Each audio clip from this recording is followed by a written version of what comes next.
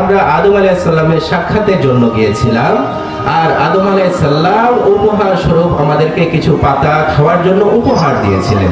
সেই পাতাগুলো খাওয়ার পর থেকে আমাদের শরীর থেকে সুঘ্রাণ বের হচ্ছে, সুবহানাল্লাহ বলে। তখন যে হরিণগুলা এই বার্তাটা আবার শুনলো অন্যান্য হরিণগুলোর থেকে, তারা চিন্তা করলো তো আমরাও যাই, আদম আলাইহিস সালাম এর কাছে যাই পাতা নেওয়ার জন্য, তাহলে আমাদের শরীর থেকেও সুঘ্রাণ বের হবে। তাদের নিয়ত ভালো ছিল না, তাদের নিয়ত ছিল যে আদম আলাইহিস সালামের কাছে যাবে পাতা আনার জন্য, যাতে করে সেই পাতাগুলোকে তাদের শরীর থেকে কি বের হয় ভাই, সুঘ্রাণ বের হয়। কিন্তু প্রাথমিক পর্যায়ে যেসব হরিণ গিয়েছিল আদম আলাইহিস সালামের সাক্ষাতের জন্য গিয়েছিল, তারা কিন্তু পাতা আনার জন্য যায়নি। তাদের নিয়ত ভালো ছিল, এই কারণে তাদের শরীর থেকে সুঘ্রাণ বের হয়েছিল। পরবর্তীতে যারা গিয়েছিল তারা পাতা আনার জন্য গিয়েছিল, আদম আলাইহিস সালামের সাক্ষাতের জন্য যায়নি, তাদের নিয়তে ছিল ভেজাল।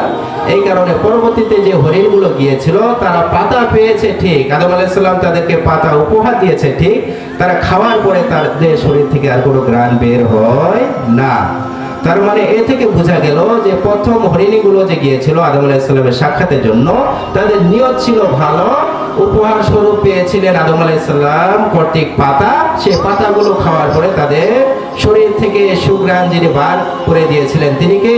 আল্লাহ রাব্বুল আলামিন। আর পরবর্তীতে যেসব হরিণী আদম আলাইহিস সালামের কাছে গিয়েছিল আদম আলাইহিস সালামের সাক্ষাতের জন্য না, বরং পাতা আনার জন্য, তাদের নিয়তের মধ্যে ভেজাল ছিল, এই কারণে তারা পাতা খাওয়ার পরও তাদের শরীর থেকে সুঘ্রাণ বের হয়নি।